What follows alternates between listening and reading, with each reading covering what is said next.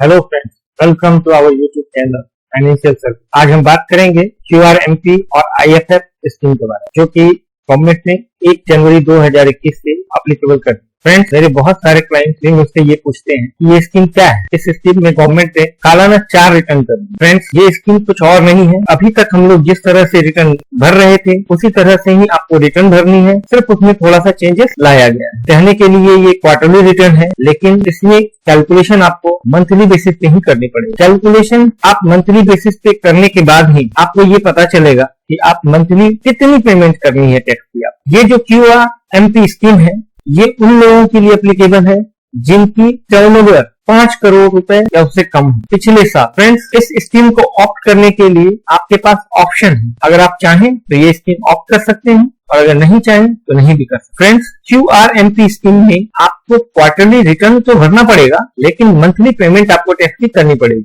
Monthly payment आपको GST PMT 06 में next succeeding month में 25 तारीख से पहले करनी होगी। अगर आपने ऐसा नहीं किया तो गवर्नमेंट उस टैक्स के ऊपर आपसे इंटरेस्ट चार्ज करेगी और इंटरेस्ट 18% के हिसाब से चार्ज हो। फ्रेंड्स, इस स्कीम में आपके पास दो मेथड से आप टैक्स लायबिलिटी अपनी कैलकुलेट करके डिपॉजिट कर सकते हैं। First scheme fix sum method. ये फिक्स सम मेथड क्या है? फिक्स सम मेथड में आप लोगों को अपने पिछले क्वार्टर के हिसाब से, जितनी आप लोगों ने अपने पिछले क्वार्टर में टैक्स की पेमेंट की थी, उसके हिसाब से 35% आपको कैश में पेमेंट करना हो। दूसरा मेथड है self assessment method. Self assessment method का मतलब आप अपनी पर मंथ की कैलकुलेशन खुद करेंगे टैक्स की लायबिलिटी की, और उस कैलकुलेशन के हिसाब से आपका जितना भी टैक्स बनेगा अबव देन ITC से ज्यादा, जो कि आपका 2B में जनरेट हो रहा होगा, उसके ऊपर जितना भी टैक्स बनेगा वो टैक्स आपको कैश में जमा करना पड़ेगा। वो आप PMT 06 में डिपॉजिट कर सकते। अगर आप ऐसा नहीं करेंगे तो आफ्टर 3 महीने बाद, क्वार्टर खत्म होने के बाद, जब आपकी GSTR 3B जनरेट होगी और वो जनरेट सिस्टम ऑटोमेटिक करेगा, तो उसमें आपसे ये टैक्स तो लिया ही जाएगा, बल्कि इसके अलावा आपसे इंटरेस्ट भी चार्ज किया जाए। तो फ्रेंड्स, मेरा सुझाव आप लोगों से ये है कि आप लोग इसकी कैलकुलेशन मंथली बेसिस पे करें और जितना भी टैक्स आपका बनेगा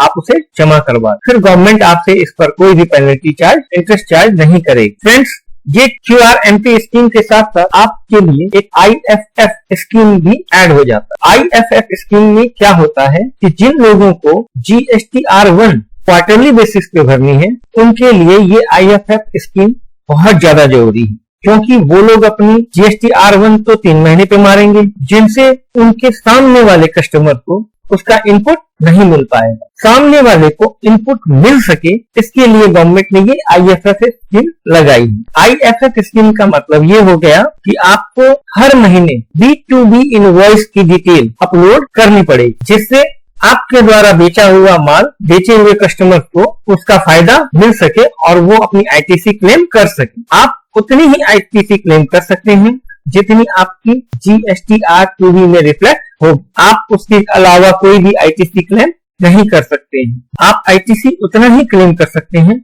जितना आपके सप्लायर ने ड्यू टाइम पर GSTR1 अपलोड किया होगा। अगर आपके सप्लायर्स ने एक भी दिन डिले कर दिया GSTR1 फाइल करने में, तो उसका इनपुट आपको अगले महीने मिलेगा। लेकिन इससे आपका नुकसान ये होगा कि आपको उसका ITC क्लेम करने नहीं दिया जाएगा और आपको उसके टैक्स की पेमेंट करनी पड़ेगी। इसलिए आपको अपने सप्लायर्स को ये कन्विंस करना पड़ेगा कि वो अपनी GSTR1 समय पे फाइल करें। GSTR1 को फाइल करने की जो डेट है वो सक्सीडिंग मंथ के 13 तारीख को आए। सपोज जनवरी की GSTR1 फरवरी के 13 तारीख तक अपलोड हो जानी चाहिए। अगर ऐसा नहीं होगा तो जनवरी के महीने की ITC आपको फरवरी में नहीं मिल पाए और आप लोगों को कैश में टैक्स जमा करना पड़ेगा। ये कहना, लोगों का ये सोचना कि QRMP स्कीम की वजह से उन लोगों की रिटर्न कम हो गई है, वो ऐसा गलत सोच रहे हैं। आपकी रिटर्न कम नहीं हुई है, आपकी सिरदर्द थोड़ी सी बढ़ गई, क्योंकि अब आप लोगों को